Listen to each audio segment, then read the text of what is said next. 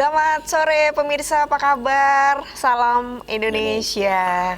Kita di new normal ya Mas, jadi pakai face shield, tapi kita bisa berbangga lagi dan bergembira lagi karena sore hari ini ada lagi kesempatan buat Anda pemirsa yang ingin menyampaikan aspirasi Anda setelah sekian lama. Mungkin Anda juga menginginkan bisa menyampaikan ini langsung kepada wakil Anda.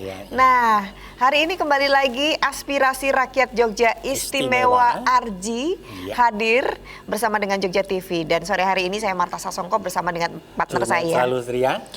Ceria sekali. Iya. Ini namanya new normal. Jadi maaf. Biasanya nggak normal Mas. Jadi ketampanan saya agak berkurang kayak gini nih. Oh gitu? Iya. Jadi banyak yang tanya-tanya siapa di. Nggak tahu kalau saya gitu loh. Iya, saya juga tadi perasaan siapa new ya normal nih? dan new bewok. Tapi bukan abnormal toh Mas, ya, new normal ya. Kemarin dapat job apa Mas? wayang orang jadi Anoman jadi. Oh, jadi alami. Iya. Karena new normal juga biar kelihatan. Garinya ngirip, gari ngenai buntut nih. Loh, ini buntutnya nggak dibawa Mas sekalian? Knockdown jadi bisa dilepas. Oke, kirain lockdown Mas. Iya, kita akan ngobrol hari ini tentang bagaimana pertanggungjawaban DPRD DIY untuk masa pelaksanaan APBD tahun 2019. Iya. Mas, ngomong-ngomong punya pertanggungjawaban juga nggak? Wah, kalau saya yang namanya anggaran itu selalu orang belakang yang tahu. Kita mencari terus, ternyata kurang terus ya. Berarti nggak tanggung jawab Mas, nggak ada laporan, langsung di pokoknya pelunglap lah. Oh, pelunglap. Apalagi bulan-bulan seperti ini, wis nyenyet PDP, ODP dan PDP. Oh gitu. Ora duwe penghasilan, pengangguran dan pasti itu. PDP-nya. Nanti kita bicarakan di sesi yang lain Mas ya. Betul, komisinya beda soalnya kalau yang ini. Karena kita kehadiran 3 tamu. Nanti kita ngobrol juga, Anda nanti bisa gunakan fasilitas telepon dan juga WA. Silahkan yang sudah diampet gitu ya, udah ditahan-tahan mau menyampaikan apa yang ingin Anda sampaikan, silahkan saja. Dan sore hari ini bersama anggota Komisi B DPRD DIY Ibu Dr. Hajah Yuni Satya Rahayu SSM Hum. Bu Yuni, apa kabar Bu? Baik, sehat selalu. Iya, kalau lihat wajahnya sehat selalu. Tetap optimis, semangat ya Bu. Oh, tetap optimis. Itu yang ini kunker tadi juga kelihatan ada di mana aja Bu? Tadi di Magelang itu. Wow, Oke, nggak bisa jauh-jauh Bu ya? Nggak bisa jauh-jauh. Belum boleh karena wilayah di luar DIY itu kan antara zona merah, zona hitam. Tapi kalau Magelang kan terkenal kota yang sehat Bu. Iya, tapi ada beberapa kecamatan kemarin yang terkena juga itu. Oh, ini Magelang yang kemarin Bu, bukan yang new normal Bu. Pegele hilang ya Mas, kalau yang pegele hilang. Oke, tapi tetap apa namanya rapat paripurna juga kemarin sudah berlangsung ya Bu di pertanggungjawabannya. Pagi masih berlangsung rapat paripurna. Oke. Nanti diceritakan Bu prosesnya seperti apa. Kemudian narasumber kita yang kedua adalah Kepala Bidang Akuntansi BPKA DIY Bu Endrawati Utami SE MACC. Bu Endra. Assalamualaikum. Waalaikumsalam warahmatullahi wabarakatuh. Mas Sunet, Bu Yuni. Tetap semangat ya Bu. Semangat. Walaupun pelan nih nadanya tuh nada optimis. Tapi ini yang menerima anggaran loh Mas. Iya loh. Kalau yang tadi kan diserahkan hilang gitu ya. Kalau ini dipertanggungjawabkan. Saya tak belajar pada beliau. Iya dong, makanya. Nah nanti untuk pendamping karena ada legislatif, ada eksekutif, kita juga menghadirkan akademisi ya Mas ya. Beliau kebetulan juga sebagai pengajar di Visipol Universitas Gadjah Mada, Pak Miftah Adi SIP MOP. Pak Miftah, selamat sore Pak. Selamat sore Mbak Marta, Mas Junet. Sehat Pak? Ya, Alhamdulillah sehat, sehat selalu Bu Yuni juga Bu Indah. Ini harus baik-baik Mbak. Kenapa Pak? Buhirnya di sini Mbak. Makanya Pak, ngalirnya nggak soalnya ke sana Pak. Iya, kalau saya kan cuma komentar saja. Buhirnya kan ada di sini. Betul. Tapi terus yang susah akhirnya laporannya begini Pak ya. Itu yang akan kita bicarakan nanti Pak Miftah bisa mencermati juga apa yang sudah dilakukan oleh Pemda DIY, kemudian juga Dewan sendiri mempunyai planning apa nanti ke depan di tahun anggaran berikutnya, kita juga boleh melihat juga Bu, selain pertanggungjawaban, apalagi yang sekarang kita bicara tentang kondisi yang sekarang ini kan banyak sekali isu yang mungkin perlu juga dijawab, disiapkan dulu Bu, mungkin masyarakat juga bersiap-siap untuk bertanya. Kita akan saksikan dulu sebuah tayangan yang menggambarkan apa yang akan kita bicarakan tentang pertanggungjawaban pelaksanaan anggaran tahun 2019. Kita saksikan dulu tayangan yang satu ini.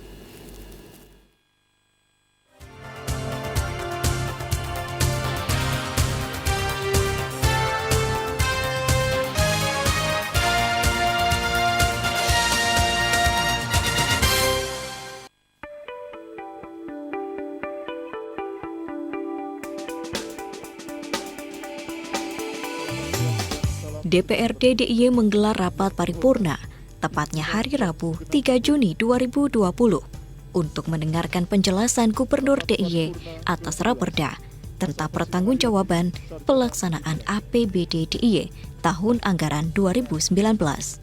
Rapat dipimpin oleh Ketua DPRD DIY, Nuryadi, di ruang rapat paripurna Gedung DPRD DIY. Gubernur menyampaikan bahwa salah satu materi Raperda pertanggungjawaban pelaksanaan APBD tahun anggaran 2019 adalah laporan keuangan tahun 2019 yang telah diaudit oleh Bapak Perwakilan Provinsi DIY. Laporan pertanggungjawaban ini memuat realisasi pelaksanaan anggaran sebagai bentuk pertanggungjawaban dan evaluasi dari rencana yang telah disajikan dalam bentuk perangkaan. Sri Sultan mengungkapkan, pendapatan dianggarkan sebesar 5,713 triliun rupiah, dapat direalisasikan sebesar 5,699 triliun rupiah, sehingga kurang dari anggaran sebesar 14,567 miliar. Sedangkan belanja dianggarkan sebesar 5,978 triliun rupiah, dan direalisasikan sebesar 5,544 triliun rupiah, sehingga kurang dari anggaran sebesar 433,481 miliar rupiah. Sementara APBD DIY tahun anggaran 2019 dianggarkan defisit sebesar 264,207 miliar rupiah, dengan realisasi surplus sebesar 154,706 miliar rupiah. Penerimaan pembiayaan dianggarkan sebesar 472,804 miliar rupiah, dengan realisasi sebesar 474,458 miliar rupiah, sehingga lebih dari anggaran sebesar 1,653 miliar rupiah. Pembiayaan neto tahun anggaran berjalan dianggarkan sebesar 264,207 miliar rupiah, dengan realisasi sebesar 265,861 miliar rupiah atau 100,63%, sehingga lebih dari anggaran sebesar 1,653 miliar rupiah. Pelaksanaan anggaran pendapatan dan belanja Daerah Istimewa Yogyakarta tahun anggaran 2019 terdapat sisa lebih pembiayaan anggaran atau SILPA sebesar 420,567 miliar rupiah. Secara rinci, laporan realisasi APBD DIY anggaran 2019, laporan perubahan saldo anggaran lebih, neraca, laporan operasional, laporan arus kas, laporan perubahan ekuitas, dan catatan atas laporan keuangan telah disampaikan dalam lampiran penghantaran pertanggungjawaban pelaksanaan APBD oleh Gubernur DIY Sri Sultan Hamengkubuwono ke-10. Seberapa besar penyerapan dan realisasi APBD Daerah Istimewa Yogyakarta tahun 2019? Untuk mengetahui lebih lanjut, mari kita simak dialog aspirasi rakyat Jogja Istimewa sore ini.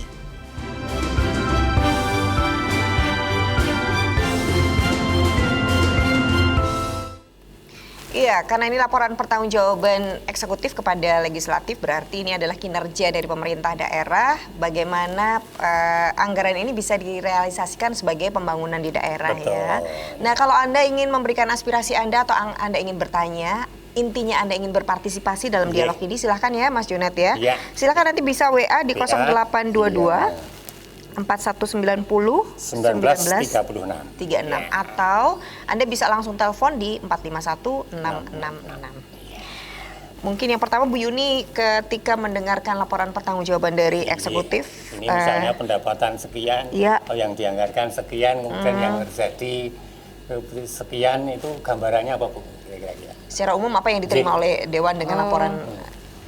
Kalau kita dari Dewan, itu kan yang pertama kali kita pastikan adalah penggunaan dari anggaran. Ji. Ketika kita melihat sebetulnya kita ini, kalau dari saya pribadi melihat APBD DIY ini mau kemana sih sebetulnya begitu. Karena harapan kami DIY ini kan selalu disoroti sebagai wilayah yang miskin.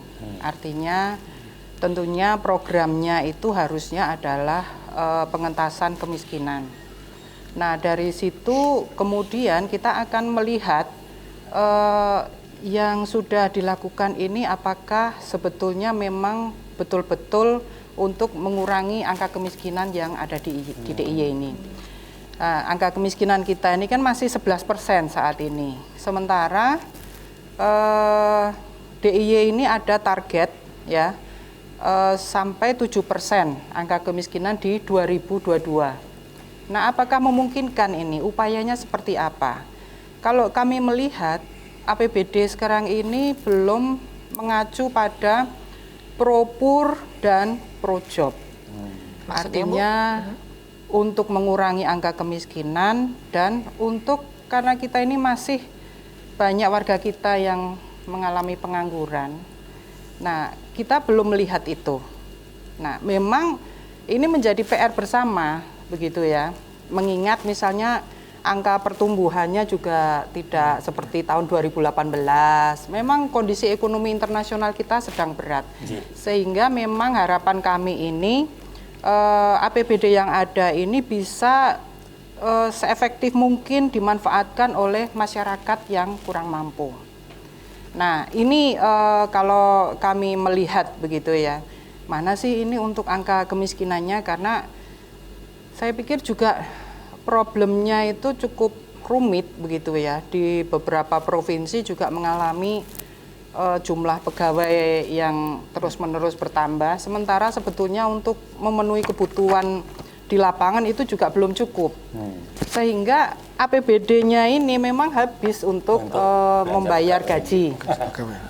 Nah, APBD kita kan juga tidak terlalu besar, begitu ya. Itu sudah masuk 5,9, itu kan sudah masuk dana IS juga ada di situ. Belanja pegawai sendiri berapa persen dari 65? Nggak sampai, Bu. Nggak Jadi untuk belanja pegawai kita itu besaran persentase totalnya terhadap total belanja daerah itu tidak sampai 20%.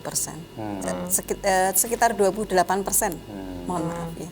Jadi nggak sampai 30%.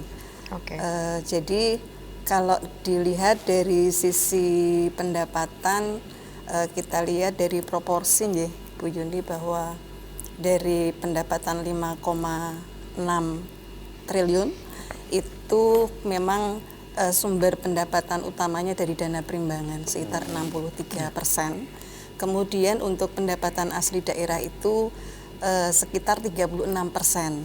Jadi kalau kita hitung dari kemampuan keuangan daerah yang sumbernya pendapatan asli daerah, sebenarnya seandainya misalnya terjadi kesulitan fiskal di pemerintah pusat, kemudian DAU dihentikan, PAD ini dalam kondisi normal masih bisa untuk menutup belanja pegawai, tapi dalam kondisi normal ya. Artinya kalau sekarang ini memang kemudian juga pendapatan daerah, terutama yang PAD juga banyak yang berkurang ya, terutama karena ini nanti di laporan 2020 ya Bu akan jadi agak dari sangat sisi, berbeda. Dari sisi kinerja di 2019 sepertinya karena ini pergeserannya cepat sekali ya, ketika Desember 2019 kondisi itu kemudian kita bandingkan dengan hari ini kan berbandingnya sudah sangat jauh sekali. Jadi mudah-mudahan target yang akan dicapai juga agak meleset Ibu ya untuk ke 2020 ini. Dari alokasi Mas.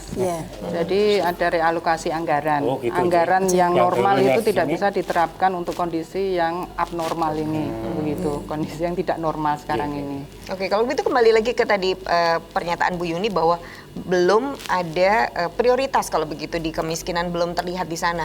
Menurut Ibu apa yang kemudian menggeserkan itu dari laporan yang kemarin dilaporkan oleh pemerintah? Jadi apa? Kalau kita melihat sebetulnya kan ada peluang dari dana IS itu yang jumlahnya cukup besar 1,2 triliun.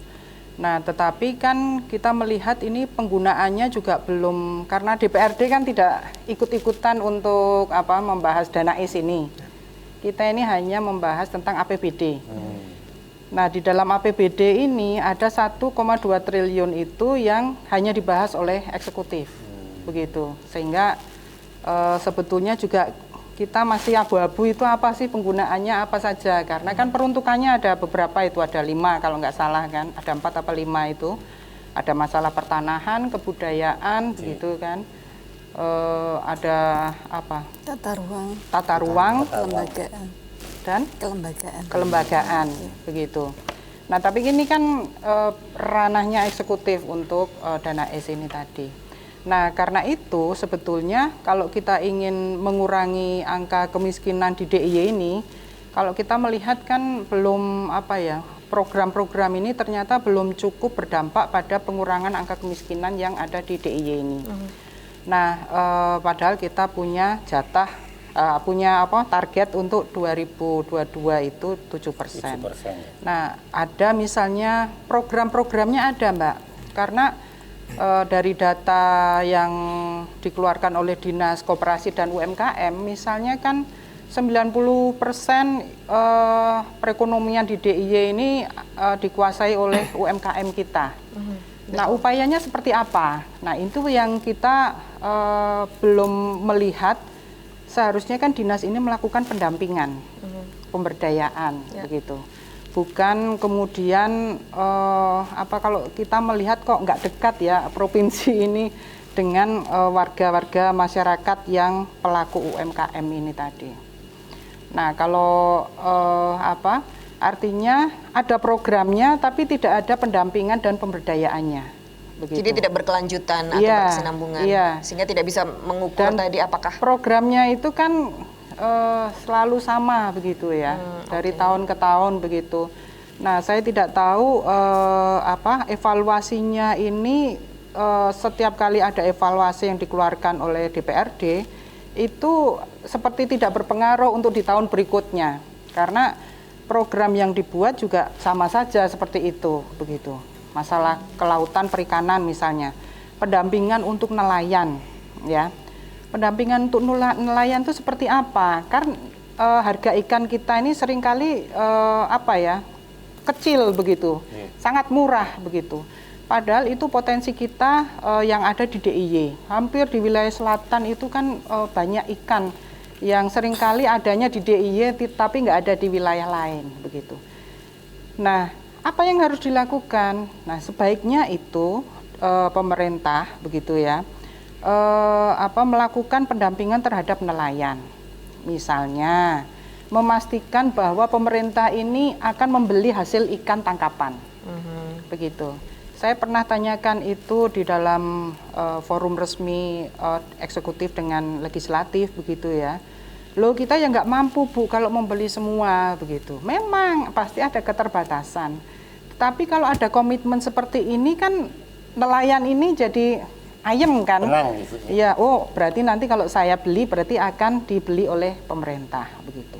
Memang dengan keterbatasan anggaran ini kan memang kita tidak bisa leluasa untuk membuat banyak program. Seharusnya memang ya programnya pasti begitu ya, pendampingan untuk pendampingan dan pemberdayaan untuk nelayan, untuk UMKM kita begitu. Nah, tapi itu sepertinya kok tidak dilakukan. Oke, baik Bu Yuni. Kita potong dulu Bu, nanti yang poin-poin yang lain kita akan bahas, kita cross check dulu ke eksekutif. Bu Endra mungkin bisa menyampaikan sebenarnya prioritas pemerintah itu apakah sudah sejalan dengan apa yang disampaikan Bu Yuni? Artinya misalnya angka kemiskinan yang ditargetkan akan turun 2022, apakah juga menjadi prioritas sampai ke implementasi programnya sendiri Bu? Terima kasih Mbak Marta. Jadi yang disampaikan Bu Yuni itu sangat benar bahwa memang terkait dengan angka kemiskinan ini sepertinya kalau kita lihat tidak ada dampak signifikannya ya, artinya dari program kegiatan yang sudah kami rancang. Dan sebenarnya di RPJMD sendiri pun sudah ditetapkan ada 8 sasaran yang kemudian dibuat indikator kinerjanya. Kemudian ada 14 indikator kinerja utama kepala daerah yang salah satunya adalah persentase angka kemiskinan. Nah, angka kemiskinan ini memang untuk bisa mencapai target yang ditetapkan ini kan butuh koordinasi lintas sektoral ya, dari sisi pendidikan, kesehatan, kemudian juga ketenaga kerjaan, kemudian kewirausahaan. Jadi semua stakeholder harus berperan untuk itu. Jadi kadang-kadang memang kemudian ada kasus seperti yang disampaikan Bu Yuni terkait dengan misalnya sejauh mana pendampingan yang diberikan terhadap UMKM kaitannya dengan pendampingan, kemudian tadi seperti nelayan. Nah, ini masukan-masukan yang sangat baik sekali untuk eksekutif. Artinya ke depannya mungkin ketika kami merancang program dan kegiatan di tahun-tahun berikutnya akan mempertajam hal-hal tersebut. Karena memang di 2019 ini sendiri pun dari target 11% itu baru 10,sekian persen bisa dicapai ya. Artinya dari 14 indikator tadi ada 11 yang sudah dapat dicapai, kemudian 3 itu belum bisa dicapai, salah satunya adalah persentase angka kemiskinan. Nah, ini tentu saja memang hambatan utamanya di mana Bu? Selain tadi mungkin koordinasi lintas sektor itu sebenarnya sangat mendukung itu akan menjadi terwujud. Kalau dari sisi dari sisi perhitungan itu kadang-kadang karena memang ukuran yang dipakai sebenarnya ukuran kemiskinan yang dari sisi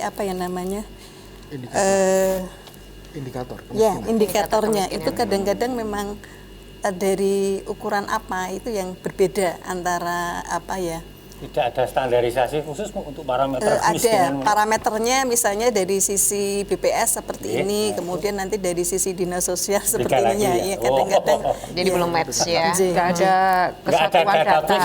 Nggak ada kesatuan data. Ya, makanya. Nah, itu memang menjadi problem Mas, karena BPS ini kan melihat orang kaya atau miskin itu berdasarkan berapa yang dikeluarkan.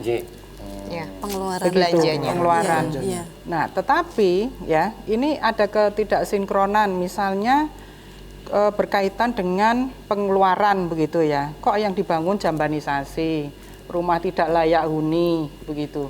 Kan harusnya pemberdayaannya dong yang dikuatkan. Lalu begitu mau kan. ke program pengentasan kemiskinan, kita lihatnya dari mana Bu? Untuk data yang paling valid atau paling mendekati dari mana?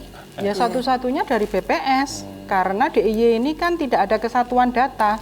Dinas sosial punya data sendiri, dinas ketenaga kerjaan punya data sendiri, dinas pendidikan ada untuk kesehatan. Nah, perlunya kesatuan data ini sebetulnya untuk menguatkan kita, ya kan? Ya satu datanya DIY, bukan satu datanya BPS begitu. BPS harus mengikuti kita dong, begitu. Karena kita yang tahu, kita yang punya rakyat begitu kan. Nah, kesatuan data ini yang menyebabkan ketika kemarin misalnya pembagian jaduk, itu kan orang banyak teriak-teriak. yang kaya kok dapat, yang miskin nggak dapat begitu. Ada yang tiba-tiba kaya mengaku miskin juga ada ya Bu ya? Oh iya. Oke, baik. Kita akan bahas lagi di sesi berikutnya, Bu. Tahan dulu ya. Termasuk Pak Miftah nanti sebagai akademisi mungkin bisa menjadi menjadi jembatan nanti memberikan pemikirannya bagi eksekutif bagaimana merealisasikan harapan dari masyarakat itu. Kita akan bahas dan termasuk juga di sesi nanti di sesi berikutnya Anda boleh mulai berinteraksi lewat telepon maupun lewat WA. Kalau lewat WA mulai 0822 4190 1936. Ya, tetap di Aspirasi Rakyat Jogja Istimewa.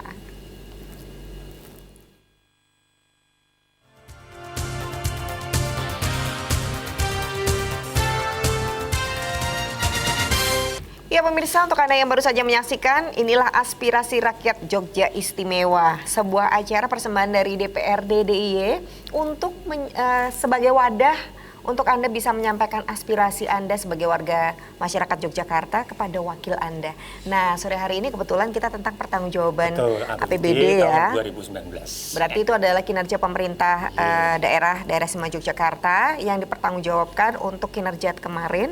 Nah, kita mesti membahas ini jalan sebagai supporting kepada eksekutif, kan tidak semua hal bisa dilakukan dengan sempurna, masih ada beberapa kekurangan. Nah, dalam hal ini sebagai salah satu yang bisa membantu pemikirannya adalah akademisi. Pak Miftah mungkin bisa menjembatani kalau eksekutif tadi ada beberapa kesulitan untuk harapannya adalah misalnya yang diharapkan Komisi B adalah menurunkan angka kemiskinan. Mungkin ada bisa dari akademisi ada beberapa yang pernah dilakukan, mungkin penelitian atau apa Pak? Silakan.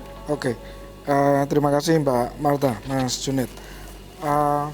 Saya akan melihat terlebih dahulu profil umum dari APBD 2019 ya, yang menurut saya cukup progresif gitu ya. Pada titik ini kan pemerintah Provinsi DIY itu berhasil WTP yang ke-10 kalinya ya Bu. Iya, itu yang membanggakan ya karena berturut-turut selalu WTP ya. Wajar tanpa pengecualian. Cuma hanya memang ketika kemudian proses pertanggungjawaban kemarin, tapi kalau melihat input dari Komisi B, ini Komisi B sudah luar biasa karena menghubungkan antara dokumen yang sifatnya teknokratis administratif dengan capaian politik. Karena biasanya kalau pertanggungjawaban APBD itu kita hanya melihat draft yang kemudian itu sudah direview oleh BPK, sehingga kadang kita hanya melihat postur anggarannya saja. Kemudian yang kedua, misalkan kita hanya bisa melihat neracanya atau kemudian melihat pergeseran antara anggaran dengan realisasi dan paling mentoknya di silpa.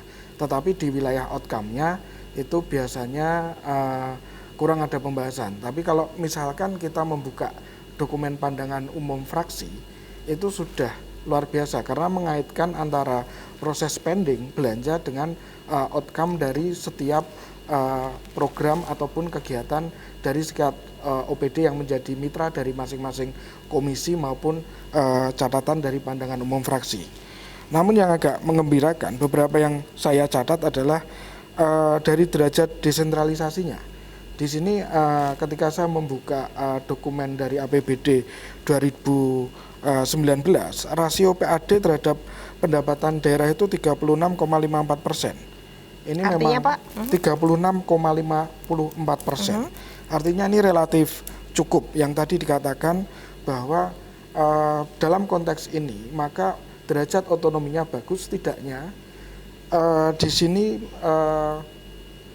Provinsi DIY kalau kemudian dalam aspek normalitas kalau misalkan dana transfer berkurang, maka tadi yang dikatakan Ibu Indar tadi itu masih mampu untuk melakukan layanan publik. Kemudian yang kedua dengan membayar aparatur sipil negaranya. Kemudian yang saya catat yang lainnya adalah derajat ketergantungan antara rasio dana transfer dengan pendapatan daerah. Itu 41,85%. Nilai ini tinggi sekali karena nilai maksimalnya adalah 50 atau lebih dari 50, itu yang sangat tingginya. Kemudian dari sisi kemandirian keuangan daerah itu rasio PAD terhadap dana transfer itu 87,32.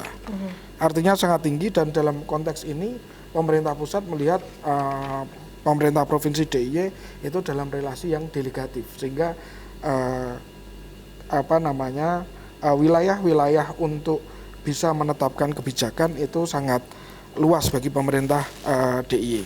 Dan efektivitas PAD terlihat dari rasio penerimaan PAD dengan target itu 103%.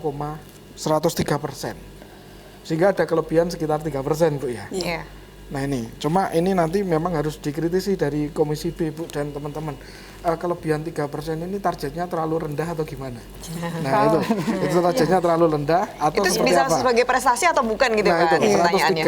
103% itu capaian itu, oke, kalau dalam perangkaan itu bisa sebagai forecast prestasi gitu ya. Tetapi kalau kemudian kita melihat misalkan potensinya seperti apa, data potensinya kayak apa. Nah kalau data potensinya ternyata potensi dengan forecast itu tidak sama, forecastnya lebih rendah, ini mohon maaf, jangan-jangan agak malas ini sehingga mengambil target yang rendah sehingga kemudian bisa 103. Iya. Gitu. Saya punya pemikiran sama itu.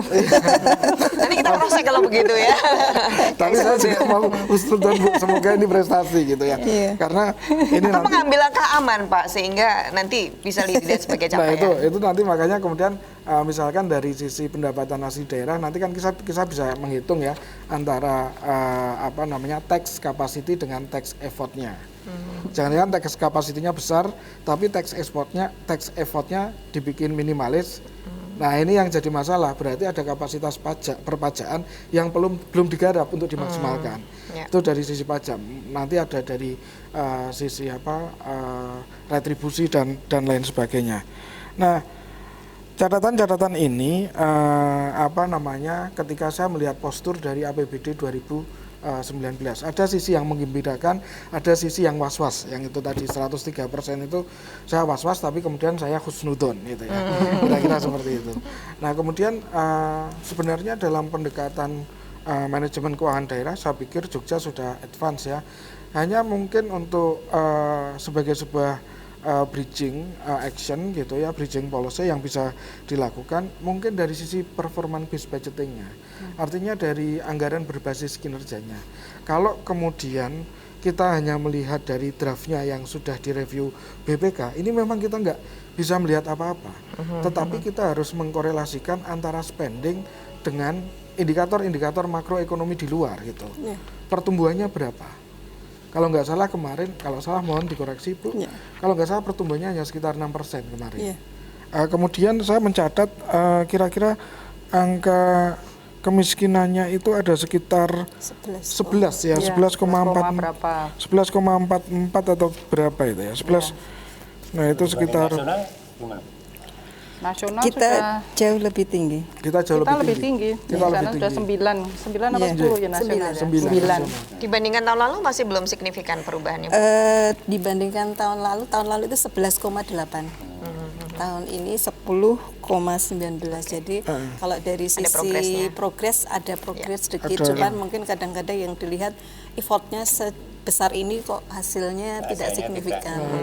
Nah itu silakan dibahas lagi Pak. Ya, itu artinya kan gini, artinya OPD dalam melakukan spending belanja itu kemudian fokusnya di output ini kelihatannya. Outputnya bukan outcome. Bukan outcome-nya. Nah ini, karena kemudian yang paling penting adalah ini tugasnya Bapeda segala macam dalam hal perencanaan program dan lain sebagainya. Bagaimana mengkonsolidasikan output untuk mencapai outcome. Nah ini, kalau saya lihat dari proses profil anggarannya, outputnya tercapai semua kok. Kecuali memang ada beberapa OPD yang spendingnya masih di bawah. Ada yang cuma spendingnya 80%. Tapi saya mencatat itu ada yang 80%. Tapi itu juga ada persoalan eksternal di luar OPD itu yang menyebabkan spendingnya nggak bisa maksimal. Nah sehingga contohnya apa Pak? Maksudnya persoalan eksternal di luar OPD? Ini kasuistik ya, misalkan kalau spending belanjanya itu misalkan ya, itu ada di levelnya di desa atau di kampung, tetapi itu otoritasnya OPD tersebut. Kemudian melibatkan di situ penggunaan tanah kas desa gitu, tapi tanah kas desanya nggak siap. Kalau nggak salah kasusnya seperti itu kan, tanah kas desanya nggak siap, sehingga kemudian OPD yang bersangkutan nggak bisa spending untuk sampai di level program dan kegiatan itu. Nah dengan demikian penyerapan anggarannya kurang, hanya 80%. Tapi ini hanya satu OPD saja, yang lainnya fine-fine aja kalau saya ngelihat dari sisi neracanya seperti itu. Nah sehingga memang yang pertama adalah perlu bagaimana mengkonsolidasikan output untuk pencapaian outcome. Nah tentunya outcome itu nanti pasti akan berkolerasi dengan RPJMD-nya kita gitu. Nah problemnya kemudian kedepannya ini seperti apa gitu. Ini basisnya kita berhadapan dengan COVID-19 gitu. Apakah kemudian harus ada rasionalisasi target misalkan? Karena pasti kemudian pada titik income generating-nya kita akan turun. Kapasitas fiskal kita akan turun. Yang paling kelihatan kan sudah diumumkan oleh Bu Sri Mulyani bahwa dana transfer, dana perimbangan ke daerah dan dana desa itu akan dikurangi banyak sekali. Nah imbasnya pasti di DIY akan tinggi gitu. Nah pada titik inilah kemudian target-target outcome mendatangnya apakah mau direvisi. Sementara kita kemarin dihadapkan pada persoalan kurang efektif dalam mengkonsolidasikan output untuk mencapai outcome. Nah ini masalah yang kedepannya harus menjadi konsen bersama gitu. Oke, baik. Nah sehingga kemudian ketika dari sisi performanya diperbaiki, maka kemudian yang dibayangkan oleh bapak dan ibu-ibu yang ada di DPRD itu akan bisa terlaksana bahwa APBD ini pro bor, APBD ini pro job, APBD ini pro growth kan itu. Nah yang dimensi performanya yang kemudian harus diintervensi untuk mengkonsolidasikan output ke dalam outcome. Jadi persepsi pencapaiannya pun bisa berbeda-beda nih ya, tidak hanya sekedar data tadi ternyata. Iya. Pak Miftah mungkin bisa menjadi menjembatani. Jadi apakah penyelenggara sebagai eksekutif itu, apakah mereka sudah paham bahwa ini tidak sekedar output, bahwa anggaran ini direalisasikan itu tidak sekedar output, tapi juga sebaiknya menjadi outcome. Apakah itu bisa disepahamkan? Apakah jangan-jangan itu belum sepaham sehingga yang dikejar adalah output bukan outcome, sehingga pada programnya pun akhirnya yang muncul adalah hanya pencapaian secara output. Apakah mungkin karena persepsi tentang itu juga masih belum sama? Kalau saya memikir ASN di Provinsi DIY itu kan kualitasnya di atas rata-rata dari kualitas nasional kan itu. Dibanding provinsi yang lain maksudnya? Iya, itu. Sehingga kemudian paradigma penganggaran dalam proses anggaran berbasis kinerja itu saya yakin mereka paham. Sudah berubah ya? Hanya kemudian pada titik implementasi kadang orientasi untuk penyerapan itu yang akhirnya lalai bahwa mengejar penyerapan bukan berarti meninggalkan outcome gitu. Apalagi dikejar waktu ya, nanti programnya baru mepet dijalankan gitu ya. Apalagi kemudian ada mekanisme APBD perubahan dan kemudian antara perubahan sampai Desember itu waktunya singkat dan harus membelanjakan. Nah ini salah satu persoalan juga itu. Oke, baik. Jadi PR-nya itu Mas. Pusing ya kayaknya denger cuman gini doang ya. Kalau kita yang di lapangan kan taunya program yang bisa terrealisasi di lapangan dari PPD ini. Apa yang sudah berubah di lapangan ini kalau masyarakat kecil sih begitulah. Iya, tapi artinya kan bisa menghargai eksekutif. Bagaimana susahnya dapat anggaran, enak dapat anggarannya, tapi membelanjakannya itu tuh tidak semudah hanya belanja kan. Besok menghargai istri Mas. Habis dikasih duit itu susah loh ya. Biasanya yang sahabat pokok muda gitu. Terus di sini marah-marah kan. Kan gitu.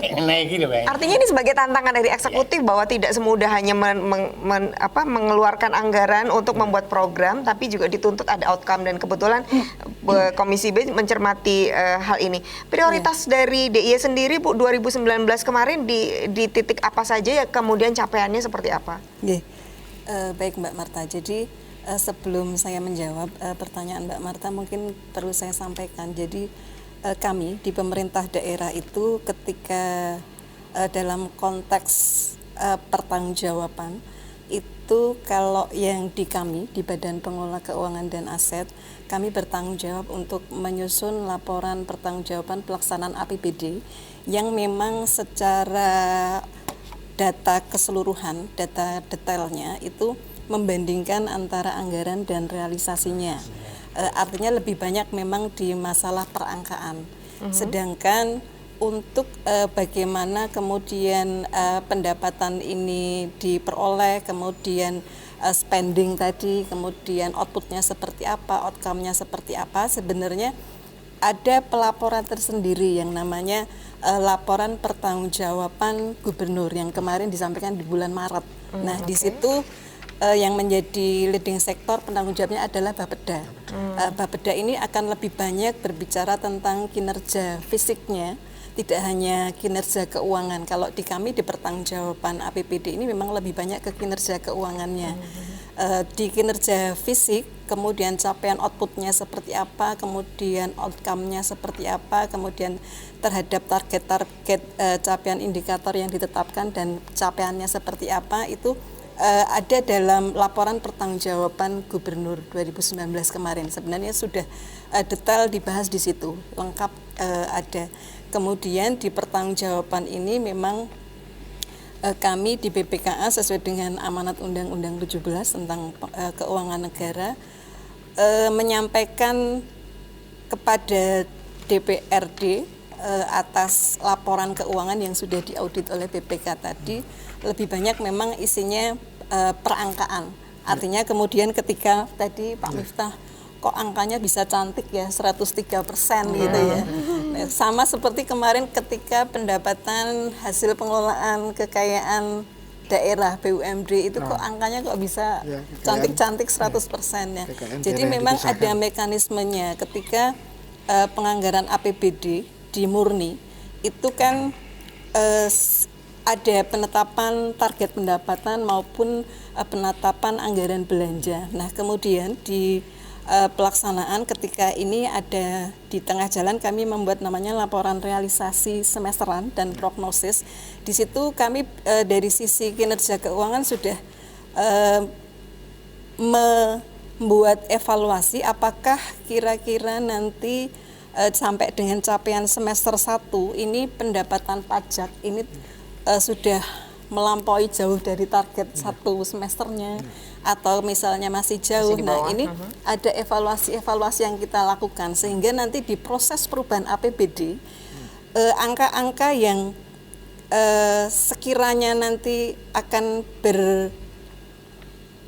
berakhir melampaui target yang terlalu tinggi, kami nanti juga akan teguran ketika dievaluasi ya di Kemendagri, kok pelampauan targetnya terlalu tinggi, padahal ada mekanisme perubahan APBD untuk bisa menata capaian kinerja keuangan yang diperoleh. Jadi memang ketika di perubahan APBD itu kemudian kami evaluasi mana pendapatan yang perlu kita naikkan supaya angkanya tidak terlalu over sekali, kemudian ada yang nanti jauh tidak bisa mencapai target. Nah, ini kan juga akan dievaluasi di Kementerian Dalam Negeri dan setiap tahun kita belajar tentang itu sehingga akhirnya di angka akhirnya menjadi yang disebutkan Pak Miftah tadi. Tapi kalau terkait dengan pendapatan sebenarnya yang kami lakukan juga berdasarkan pada kajian pendapatan yang kami bekerja sama dengan UGM, dengan pusat studi di UGM, bahwa dari kajian potensi itu kan ada yang sifatnya konservatif, kemudian moderat dan progresif. Nah, dari situlah kami kemudian menggunakan itu sebagai dasar penetapan di target APBD-nya. Jadi mendasarkan pada kajian yang sudah ada.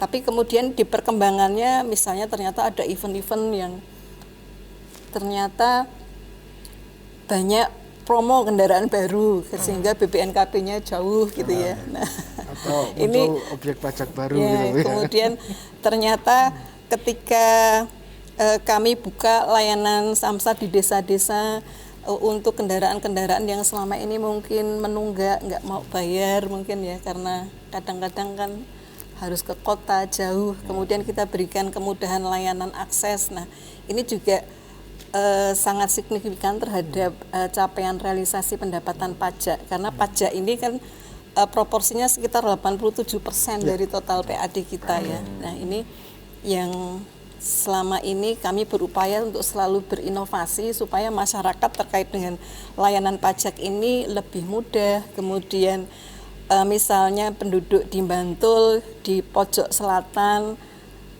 kemudian tidak harus ke Kota Bantul, tapi bisa bayar di samsat desanya, atau kemudian dengan sistem ATM. Kemudian, itu berdasarkan evaluasi tadi ya Bu, langkah-langkah seperti ini. Iya, jadi ada upaya untuk intensifikasi pendapatan ya, artinya hal-hal apa sekarang apalagi didukung dengan teknologi informasi ya, yang semuanya bisa dalam satu genggaman kan, sama orang menjadi lebih mudah. Nah itu kita manfaatkan untuk meningkatkan realisasi pajak tadi. Ya. Karena orang berpikir kita mau kehilangan harus pajak ini kok kangelan. Tapi begitu dengan ada seperti ini kan, jadi orang dimudahkan ya Bu. Dimudahkan akhirnya juga jadikan adil. Jadi mau bayar ya kita ya, dan itu membantu untuk apalagi sekarang ini kan ada kebijakan kaitannya dengan pandemi COVID ini juga untuk denda kita sementara tidak kita kenakan untuk yang terlambat. Nah, tapi mungkin kemarin sudah terlanjur bayar ya. Sudah terlambat, nggak bisa ditarik ya Bu. Harus melambatkan diri nih kan.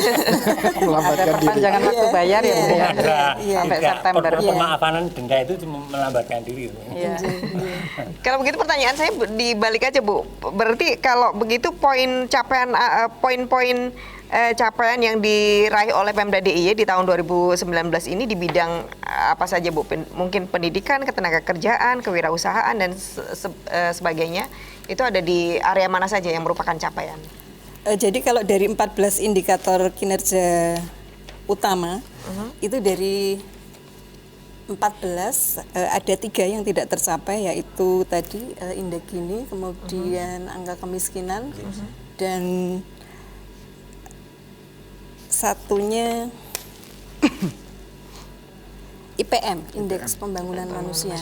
Jadi kalau terkait dengan indeks pemberdayaan gender, kemudian gender, kemudian untuk yang pertumbuhan ekonomi itu semuanya tercapai. Kalau kemudian dari tahun yang lalu dengan tahun sekarang itu kadang ada perbedaan yang tahun kemarin yang tidak tercapai itu ada 4 indikator. Ya. 3 yang sekarang plus indeks Williamson untuk ketimpangan wilayah. Tapi ketimpangan wilayah tahun ini sudah bisa terrealisir. Di 2020 nggak ada ketimpangan wilayah lagi. Semuanya menjadi sama rata di bawah semua. Jadi kalau 2020 ini kan kita bisa lihat ya, kemungkinan tingkat pengangguran bertambah, angka pengangguran terbukanya bertambah, kemudian kemiskinan juga bertambah, ya kan? Ya pasti asumsi-asumsi itu kemudian akan menjadi masukan apakah kemudian perlu untuk melakukan perubahan-perubahan target tadi. Apalagi juga kondisi perekonomian seperti ini juga pasti akan mempengaruhi kemampuan keuangan daerah. Baik, Bu Indra, saya penasaran, kalau tadi kan ada evaluasi per semester ya, untuk kemudian bila ada yang kurang begitu harus ada program atau sesuatu yang bisa dilakukan untuk meraih target kembali. Nah, Bu, tadi disampaikan kalau misalnya setiap tahun ada laporan pertanggungjawaban itu kan ada catatan yang diberikan oleh Dewan ya Bu, untuk menjadi PR kinerja pemerintah untuk termasuk tadi soal angka kemiskinan itu kan PR yang juga tahun kemarin sudah diberikan kepada pemerintah daerah. Kemudian Ibu tadi mengatakan kok itu belum dilakukan. Nah, sebenarnya yang setelah laporan ini kemudian ada catatan dari DPRD untuk eksekutif, itu apa yang dilakukan Bu untuk merealisasikan atau mengerjakan PR-nya? Dalam hal ini tadi kan Bu Yuni ada 2 poin yang kemiskinan dan juga ada lagi sebetulnya yang menjadi catatan. DIY ini kan punya BUMD. BUMD yang sebetulnya bagus lah ya. Ada PT Anindya itu yang Trans Jogja salah satunya, kemudian di Kaliurang itu kan juga punya begitu. Yang kedua ada PT Tarun Martani. Itu sekarang juga sudah diubah menjadi untuk ketahanan pangan DIY. Artinya petani-petani itu bisa menyimpan berasnya itu di PT Tarun Martani ini. Kemudian ada BPD. BPD ini saya misalnya hutang kan, itu BPD yang terima begitu. Nah, satu lagi itu adalah BUKP, Badan Usaha Kredit Pedesaan.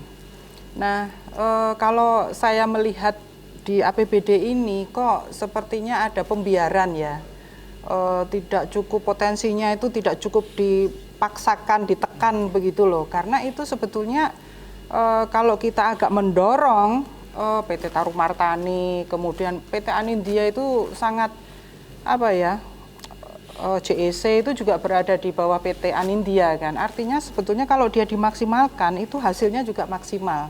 Tapi kita lihat di APBD ini dari BUMD kita ini pendapatannya sangat rendah. Nah ini kok agak mengganggu menurut saya begitu. Sarannya Bu Yuni seharusnya ini masih bisa ditingkatkan, masih bisa ditingkatkan potensinya.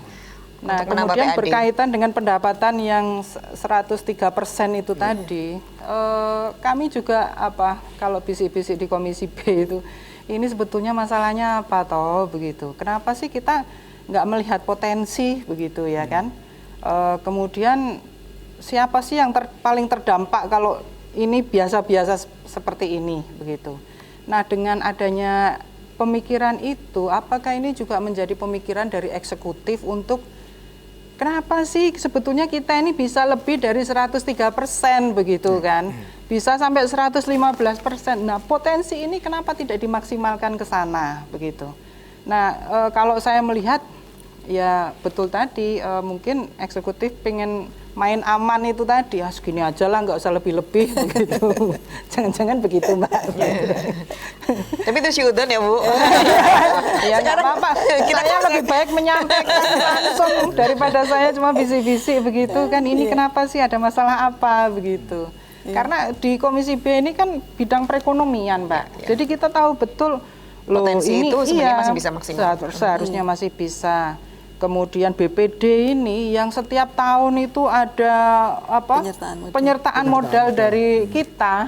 Ini sumbangan untuk kita apa ini begitu loh. Yang ini menjadi pemikiran untuk kedepannya ini mau gimana sih BPD ini mau ngasih kita apa sih, sumbangannya mau sebesar apa untuk eksekutif ini, untuk program-program yang harus dijalankan di DIY ini. Oke, baik Bu Yuni.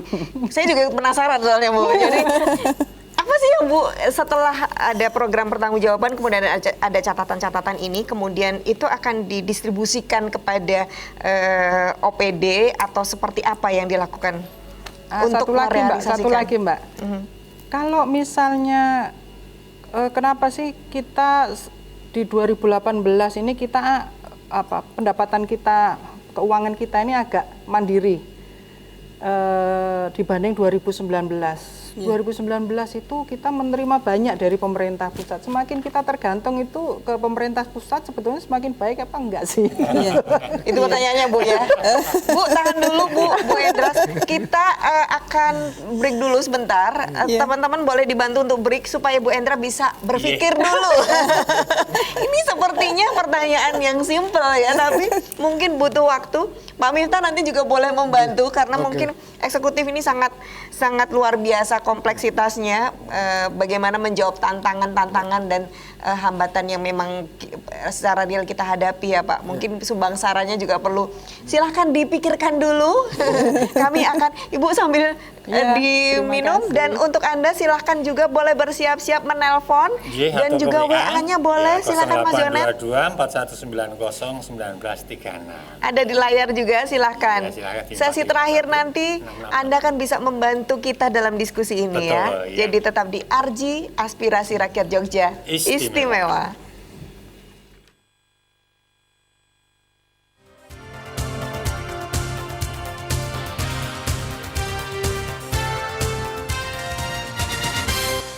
Iya, terima kasih. Anda masih menyaksikan Aspirasi Rakyat Jogja Istimewa Arji. Kita sebenarnya membicarakan hal yang sangat menarik ya Mas. Karena sebagai masyarakat kita harus tahu apa sih yang sudah dilakukan oleh eksekutif. Dengan anggaran seperti itu. Dengan anggaran yang sudah direncanakan bersama dengan DPRD. Tapi juga ada apa yang sudah kita rasakan. Betul, itu dia. Tapi juga kita mesti paham bahwa kita harusnya bersama-sama berkontribusi. Nggak cuma menunggu dan menerima kemudian mengkritisi. Tidak sekedar itu. Tapi bagaimana kita juga mampu berkontribusi. Nanti Pak Miftah salah satunya yang kita minta kontribusinya apa sih ikut daripada pada pusing sendiri kan eksekutif. Bu Indra mungkin menjawab pertanyaan dari Bu Yuni tadi sebenarnya apa yang ketergantungan kalau di keluarga sih, kalau misalnya dari orang tua sudah semakin sedikit itu berarti ketergantungnya mah juga banget Pak. Karena lebih enak soalnya ya. Gimana kalau yang punya? Jadi seperti tadi yang disampaikan oleh Pak Miftah ya, jadi 2019 ini PAD kita kan 36% dari total pendapatan daerah. Nah di situ maknanya apa? Bahwa kita bisa melihat tingkat desentralisasi DIY ini cukup tinggi. Karena tingkat ketergantungannya dengan pusat itu tidak begitu besar. Artinya ketika kebutuhan minimal untuk pelayanan publik, artinya untuk belanja pegawai, kemudian untuk pelayanan rutin itu bisa tertutupi dengan PAD tadi. Ya. Kemudian kalau dari sisi tadi ya, apakah rekomendasi-rekomendasi yang disampaikan oleh DPRD kepada eksekutif selama ini memang seperti yang di awal tadi kami sampaikan, ada 2 pelaporan yang kami bikin. Yang satu, laporan pertanggungjawaban gubernur itu dibuat oleh Bapeda.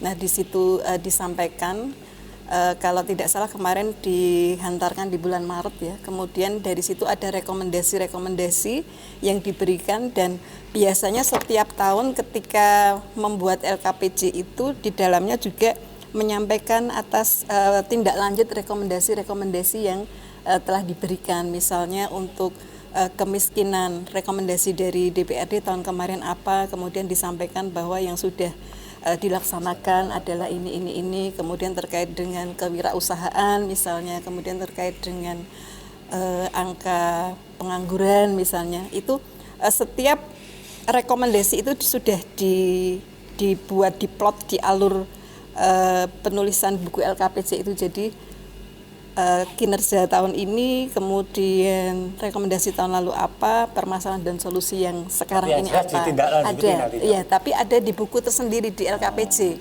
Dalam hal ini leading sektornya Bapeda. Mungkin kalau di sore hari ini ada Bapeda yang menemani saya, akan bisa melengkapi keterangan ini. Mbak Marta, Pak Jonet, kemudian Bu Yuni akan lebih terpuaskan lagi bagaimana secara teknokratis mereka akan menjelaskan itu semua. Nah, kemudian di sisi pertanggungjawaban ini memang karena sudah ada pemeriksaan dari BPK ya, jadi untuk perangkaan pasti tidak akan berubah karena sudah ada stempelnya audited gitu ya. Sudah ada audited. Cuman kemudian biasanya yang menjadi fokus itu terkait dengan permasalahan-permasalahan yang disampaikan di laporan hasil pemeriksaan BPK terkait temuan, apakah sudah ditindaklanjuti atau belum, sampai sejauh mana gitu. Karena itu tadi kita bicara soal angka ya Bu ya. Kalau di perangkaan. Jadi kemudian pada saat kami menghantarkan raperda pertanggungjawaban ini dengan perda pertanggungjawabannya relatif tidak ada perubahan. Tapi pasti di laporan terpisah ada juga rekomendasi-rekomendasi yang disampaikan ke kami, dan itu juga karena pertanggungjawaban ini kan adanya di akhir ya. Nah, proses di akhir ini tidak bisa terlepas dari satu rangkaian siklus keuangan daerah di mana ada perencanaan, penganggaran, penatausahaan, dan pertanggungjawaban, kemudian ada pengendalian. Nah, data di pertanggungjawaban ini dimanfaatkan oleh teman-teman pengendalian di Bapeda untuk menjadi feedback ketika mereka merencanakan lagi. Ya, seperti itu. Bu Indra, mohon maaf dipotong dulu sebentar untuk menerima telepon ya Bu, dari Pak Eko di Bantul. Pak Eko. Masuk Pak Eko. Halo. Masuk Pak Eko ya. Mau nggak Pak Eko? Ya. Ada yang mau ditanyakan atau mau disampaikan? Ya, mau bertanya kepada para narasumber. Itu saya cuma rakyat biasa jelata gitu kan Mbak. Itu seberapa besar anggaran yang jadi cukup atau enggaknya untuk sebuah daerah itu? Kalau Jogja 5 triliun lebih itu dilihat dari mana bahwa itu anggaran kurang atau cukup begitu, terlebih untuk rakyat kecil. Jadi anggaran tersebut cukup atau enggak? Bagaimana menentukan anggaran maksudnya Pak Eko ya? Iya. ketika Terima mengajukan kasih. sekian itu Iya. sebetulnya sudah cukup Apa dasar belum? pemikirannya ya? Parameternya atau mungkin ini seberapa kok bisa menentukan angka seperti itu. Betul begitu Pak Eko? Terima kasih banyak Pak Iya, Eko. betul, Pak Eko Pak itu Eko. rakyat jelata, kita Iya. rakyat jelalatan ya Mas. Jadi Pak Eko, terima Oke, Pak, kasih. luar biasa. Siapa Iya. yang menjawab ini? Bu Yuni atau Bu Endra? Bahasanya borong ini. Bintang utamanya soalnya karena Dan yang jelas tadi pertanyaannya, Iya. ketika rakyat yang jelata itu tersentuh tidak? Gitu kan? Iya. Jadi seperti kita pribadi ya, ketika misalnya di rumah tangga kita itu punya penghasilan sekian, pasti kan keluarga itu punya kebutuhan banyak ya. Semuanya mau dibeli ya. Apalagi kalau keluarga muda misalnya belum punya rumah, belum punya kendaraan ya masih. Nah, tentu saja ketika kita bicara tentang kemampuan yang terbatas, di situ pasti kemudian akan muncul prioritas, ya kan. Nah, di pemerintah daerah ini ketika proses perencanaan itu tidak bisa lepas dari kebijakan pembangunan di pemerintah pusat juga. Artinya semuanya kan mengalir ya, dari rencana pembangunan nasional kemudian menjadi rencana pembangunan daerah provinsi, kemudian nanti juga ada rencana pembangunan di kabupaten kota. Nah, ini satu casket yang bisa lepas ya dari tidak yang bisa lepas. Nah, kemudian ketika misalnya tadi disebutkan APBD kita itu hanya 5,7 triliun. Kemudian kita dihadapkan pada prioritas-prioritas mana yang menjadi urusan wajib, mana yang kemudian menjadi urusan pilihan, dan kalau di DIY ini ada satu lagi, ada urusan keistimewaan. Nah, ketika uang kita terbatas, pasti kita akan prioritas yang urusan-urusan wajib dulu, ya pendidikan, kesehatan, kemudian infrastruktur, nah seperti itu. Nah, proses ini kemudian kan dibangun di proses perencanaannya ketika sebelum membuat KUA PPS itu kan ada proses musrenbang ya, artinya musrenbang ini juga berjenjang dari desa, kemudian kecamatan, ke kabupaten sampai nanti di level nasional juga. Nah, kebutuhan-kebutuhan masukan-masukan dari masyarakat ini lewat musrenbang ini. Nah, kemudian nanti dirumuskan menjadi RKPD kan. Kemudian RKPD ini pun tidak lepas dari RPJMD yang sudah ditetapkan 5 tahunan. Nah, kemudian RPJMD juga tidak bisa lepas dari rencana jangka panjang yang sudah dibuat. Jadi semuanya harus mengalir. Nah, kemudian setelah RKPD ini ada proses KUA PPAS, kemudian di situ ada program dan kegiatan yang muncul terkait dengan sasaran, target, kemudian yang akan dicapai oleh Pemda DIY. Nah, kemudian untuk menentukan misalnya suatu kegiatan itu butuhnya berapa sih gitu ya, anggaran yang cukup itu berapa. Kami ada yang namanya standar ASB, analisa satuan belanja. Nah, di situ misalnya di Setwan mengadakan bintek misalnya, kemudian di Dinas Pendidikan juga mengadakan bintek, maka di kegiatan yang sama ini besaran anggarannya pasti akan sama. Enggak sama-sama binteksnya dengan jumlah peserta 60 orang misalnya. Kalau di Setwan karena punya akses untuk ikut membahas mungkin ya, terus anggarannya 100 juta, sedangkan misalnya di Dinas Pendidikan hanya 50 juta, pasti nggak akan begitu. Karena ada satuan tadi belanjanya. Analisa satuan belanjanya tadi. Nah, kemudian ini yang dipakai rambu-rambu ketika menyusun anggaran tadi. Jadi selain ada ASB, kita juga punya namanya standar harga barang dan jasa. Itu juga diikuti untuk semua OPD, semua pengguna anggaran ketika menghitung kebutuhan anggarannya berapa sih, mengacu pada Renstra masing-masing. OPD sesuai dengan tusinya kan punya rencana strategis setiap tahunnya. Misalnya BBKA misi visinya apa, kemudian Renstra-nya apa, kemudian untuk bisa mencapai misi visinya, kemudian kegiatannya apa saja sesuai dengan tusinya tadi. Nah, kemudian akan dijabarkan, oh kegiatannya intensifikasi pajak, kemudian kebutuhannya berapa. Nah, itu semuanya ada di SHPJ tadi. Ya, jadi nggak bisa kita terus seenak-enaknya ini karena saya BPKA bisa plot angkanya sendiri nih. Atau cari wangsit dulu ya Bu ya, baru ketemu angka. Pak Miftah boleh dibantu tadi pertanyaan kegelisahannya Bu Yuni soal bagaimana sih sebenarnya aset DIY itu masih bisa dimaksimalkan potensinya. Mungkin bisa menjadi masukan juga bagi eksekutif untuk itu. Iya, itu memang menarik Mbak Marta dan Mas Junet. Saya sepakat dengan kondisi BUMD ya. Tetapi kita harus menempatkan bahwa BUMD itu memperoleh mandat di 2 level. Level yang pertama, BUMD itu melakukan pelayanan publik. Artinya bisnis BUMD itu dilakukan manakala sektor swasta memang belum siap atau tidak ada atau tidak mampu mengcover layanan publik yang diselenggarakan oleh BUMD itu. Artinya juga tidak murni bisnis begitu. Iya, tidak murni bisnis. Tetapi di sisi lain, dia bukan OPD atau kemudian dia bukan bentuk yang lainnya karena dia juga dibebani oleh level kewajiban untuk mendatangkan keuntungan. Ya. Jadi Ini memang juga bukan dinas sosial gitu. iya, memang tarikannya 2, ini berbeda dengan dinas-dinas yang lain ya. Tarikannya 2 harus melakukan pelayanan publik, tarikan yang kedua adalah harus income generating, mendatangkan keuntungan karena kemudian Itu bagi pelaksananya bisa membingungkan nggak sih Pak Miftah? nah Enggak, ini Mbak. sebenarnya enggak juga, tergantung nanti bisnis plan-nya seperti apa. Oke, berarti rekomendasinya adalah betul ada bisnis plan gitu. BUMD itu memang dibentuk untuk menambah pendapatan dari daerah. Iya. Iya, satu sisi Yang Di satu sisi. daerah tidak bisa melakukan. Misalnya begini, ada orang Kominfo DIY, dia ini memiliki kemampuan untuk membuat satu teknologi tertentu. Iya.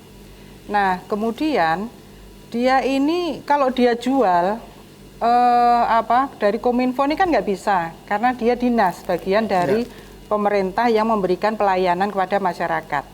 Maka hasil teknologi ini dijual melalui BUMD.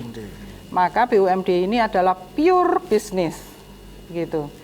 Sekarang ini DIY sedang mempersiapkan satu BUMD baru yang namanya itu Tirtatama. Untuk jadi Tirtatama ini BUMD untuk masalah pengairan, ya. Jadi air yang akan kita suplai di Bandara Kulon Progo. Dan ini beda begitu loh. Karena kita sudah BUMD maka kita menjual ke Angkasa Pura yang ada di Kulon Progo itu beda. Beda dengan pelayanan kita di PDAM.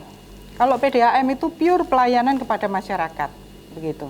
Oke. Nah, artinya apa? Perlu BUMD baru untuk bisa menjual barang yang kita punya kepada bandara itu tadi. Jadi BUMD itu adalah betul-betul sebagai upaya menambah PAD kita. Begitu, secara mandiri. Makanya itu tadi saya tanya, itu semakin tergantung ke atas semakin baik apa enggak sih gitu. Itu nanti poinnya sepakat dengan Ibu Yuni bahwa karena memang ada dimensi bisnisnya, maka kemudian kategori di dalam local budgeting dalam anggaran daerah, dia akan masuk dalam kekayaan daerah yang dipisahkan. Sehingga memang BUMD ini tidak harus dikelola oleh ASN karena dia kekayaan daerah yang dipisahkan. Nah, oleh karena itu ketika kemudian pertanyaannya apakah kinerja BUMD ini maksimal atau tidak? Kemudian ada fakta bahwa BUMD ini selalu mendapatkan penambahan penyertaan modal setiap tahun. Tetapi kemudian laba perusahaan yang masuk ke dalam APBD sebagai pendapatan dinilai mungkin kurang signifikan kan itu. Nah, ini ada beberapa hal yang perlu kita lihat. Biasanya saya melakukan clustering sih ya. BUMD ini tarikannya di mana? Apakah dia tarikannya lebih ke layanan publik dari sisi servisnya, atau dia memang masih punya dimensi untuk bisa mendatangkan keuntungan untuk income generating. Kalau memang dimensinya banyak layanan publiknya dan ternyata kemudian di pasar kompetitornya banyak gitu, ya udah kita lepas saja. Kita lepas maksudnya? Privatisasi misalkan. Artinya kemudian malah daerah memperoleh keuntungan dengan menjual BUMD itu seperti yang diharapkan oleh Bu. Misalkan gini, ada beberapa daerah itu mungkin kalau di Jogja tidak, tapi di beberapa daerah misalkan di Maluku misalkan, Maluku Utara, kita bisa melihat BUMD apotek daerah. Karena di sana memang swasta belum mampu menyediakan apotek. Lalu diambil alih oleh BUMD, di situ apotek daerah, di samping memenuhi kebutuhan servis farmasi kepada daerah, dia juga harus income generating untuk memperoleh keuntungan. Tetapi kalau misalkan ada apotek daerah di Jogja, saya akan mengatakan ini privatisasi saja, karena sektor swasta sudah mampu mengambil itu. Jadi jangan sampai bisnisnya BUMD ini berkompetisi dengan swasta dan akhirnya tidak kompetitif ya. Tidak kompetitif atau bahkan membunuh swasta kan itu. Itu juga nggak bagus itu. Karena kemudian derajat otonomi yang kita berbicara tentang ada 2 dimensi ya. Kalau kita melihat size of market itu kan ditentukan nilai transaksi swastanya, tapi size of governance itu dikendalikan oleh spending belanja publiknya. Nah ini nih yang kemudian hitungannya harus tepat itu. Nah terkait dengan BUMD tadi, setelah kita melihat ruang bisnisnya, yang kedua kemudian apakah manajemen ini profesional atau tidak? Ini bisa kita lakukan assessment di situ. Sejauh mana kapasitas profesionalitas dari manajemen tersebut. Kalau tidak, ya memang harus diganti direksinya gitu. Kalau kemudian bahkan kemudian pemerintah bisa menempatkan komisaris-komisaris yang ahli di situ. Karena kan ownership-nya tetap punyanya Pemprov. Tetapi manajemennya ini kan bukan ASN. Harus profesional ya. Harus profesional, harus profesional. Karena mau nyari untung. Gitu kan. Dan ini jangan orang titipan dong. Mohon maaf ya. Ini jangan orang titipan dong, jangan orang titipan. Kalau orang titipan ini dalam mengendalikan BUMD-nya udah lain ini. Dan nanti hasilnya ukurannya seperti yang dilihatkan. Ya. Mungkin melengkapi apa yang disampaikan Pak Miftah. Jadi kalau boleh saya sampaikan bahwa BUMD kami di DIY ini kan yang paling dominan itu adalah BPD. BPD ini memang setiap tahunnya masih ada investasi dalam bentuk penyertaan modal yang harus dilakukan. Jadi karena posisi modal BPD DIY ini kan sedang menuju ke buku 3. Nah, buku 3 itu nanti memungkinkan BPD memperluas cakupan layanannya, termasuk sebagai bank devisa dan sebagainya. Nah, ada modal dasar yang kemudian harus dipenuhi oleh pemilik, dalam hal ini Pemda DIY dan kabupaten kota. Nah, sesuai dengan ADART-nya bahwa kewajiban pemerintah DIY itu adalah 51%. 51% dari modal dasar. Nah, ini dipenuhi dalam schedule waktu yang sudah disepakati. Nah, tidak bisa langsung karena mengingat kemampuan keuangan daerah juga. Nah, ada penjadwalan yang dilakukan bahwa kewajibannya Pemda DIY ini tahun ini berapa, tahun besok berapa, N+2 berapa, sampai dengan 51% itu terpenuhi, sehingga modal dasar keseluruhan terpenuhi. Kalau tidak salah buku 3 itu sekitar 5 triliun apa ya? Iya. Nah, itu ketika misalnya karena ada kendala ternyata yang misalnya tahun ini saja ya 2020 di APBD murni itu sebenarnya penyertaan modal kan dianggarkan sekitar 160-an miliar. Tapi mengingat kondisi kemarin baru kita keluarkan sekitar 101 miliar. Nah, kedepannya kayaknya nggak mungkin lagi ya, karena kita cenderung masih ke arah ke pemulihan, prioritasnya ke sana. Jadi dari kewajiban yang harusnya 160, targetnya tahun ini baru 101, sehingga kan ini kurang lagi. Padahal teman-teman di kabupaten kota mereka menyetorkan sesuai dengan penjadwalannya mereka. Jadi untuk mencapai angka 51 ini kan kita harus punya effort yang kuat, sehingga pasti kalau secara perangkaan ini ada penyertaan modal keluar lewat pembiayaan pengeluaran, tapi ini juga terima bagian laba. Nah, kok penyertaan modalnya lebih gede daripada bagian labanya? Pasti pertanyaannya begitu. Berarti nggak cocok sih, tapi melihatnya memang ini bagian dari pemenuhan kewajiban sebagai pemilik sampai dengan angka 51% itu terpenuhi, sedangkan persentase yang kita peroleh di 2019 itu dari BPDD sekitar 78 miliar itu adalah sebesar laba yang diperoleh oleh BPD di 2018 kemudian menjadi haknya Pemprov itu berapa, itu yang diterima. Jadi mendasarkan pada kinerja keuangannya si BUMD ini untuk yang BPD. Kemudian untuk yang lainnya memang seperti Anindya tadi, kemudian kalau Anindya ini memang sekarang lebih banyak pendapatan dari Trans Jogja kemarin ya. Kemudian karena COVID ini juga kayaknya pendapatannya juga nyungsep juga. Baik Bu Endra.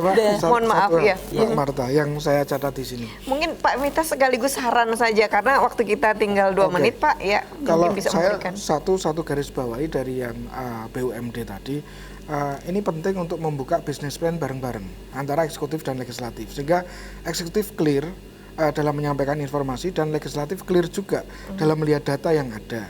Karena memang kalau kurang dari 51% penguasaan modal itu bukan BUMD lagi namanya. Itu nanti sudah perusahaan biasa, itu sudah bukan BUMD itu. Nah, kemudian dari situ kita bisa melihat bahwa kalau memang di business plan itu multi years, ya tentunya dari forecast-nya udah kelihatan dong, dari servisnya mana yang masuk ke dalam logika bisnisnya. Kalau kemudian dari 51% itu multi years, otomatis untuk sampai ke 50% kemungkinan labanya belum akan sesuai dengan model yang disertakan. Nah, dengan demikian kan bisa membangun persepsi yang sama. Nah, sehingga kalau kunci BUMD satu, menetapkan BUMD dengan perannya tadi, apakah peran publik atau kemudian income generating, kemudian professional management. Kalau memang tidak, ya sudah kita ngambil profesional manajemen. Kalau misalkan bank, kita bedol desa ngambil bank mana yang kemudian profesional ditempatkan di situ, tinggal nanti menempatkan para komisaris-komisaris yang ditunjuk oleh gubernur dan disepakati oleh DPRD. Kemudian yang ketiga business plan. Menurut saya itu yang akan membantu bisa memaksimalkan konsolidasi potensi aset di luar yang berada dalam wilayah OPD yang terutama yang masuk ke dalam skema skema kekayaan daerah yang dipisahkan. Baik, terima kasih Pak Miftah. Bu Yuni, 30 detik terakhir. Dengan situasi yang seperti ini sangat sulit kondisinya bagi pemerintah. Artinya untuk anggaran 2020 pasti sangat berbeda dengan 2019. Tapi apakah rekomendasi dan prioritas mana yang kemarin diberikan oleh Dewan kepada eksekutif, Bu?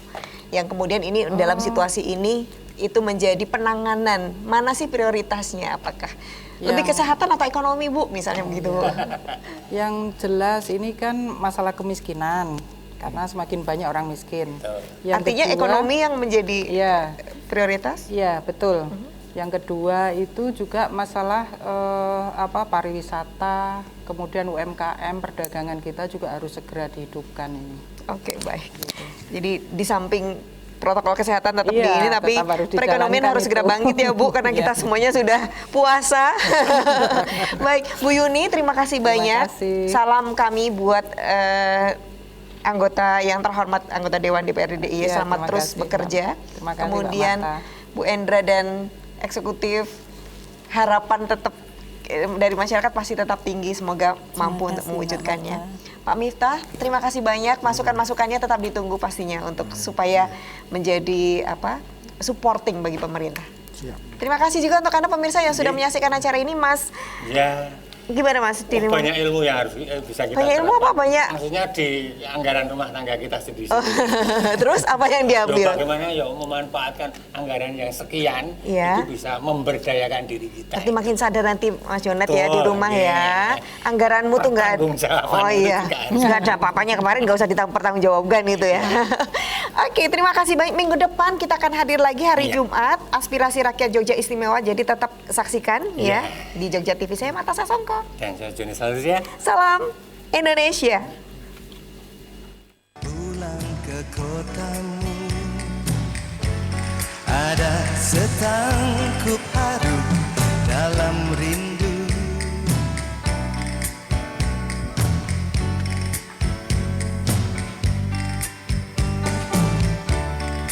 Masih seperti dulu, tiap sudut menyapaku bersahabat.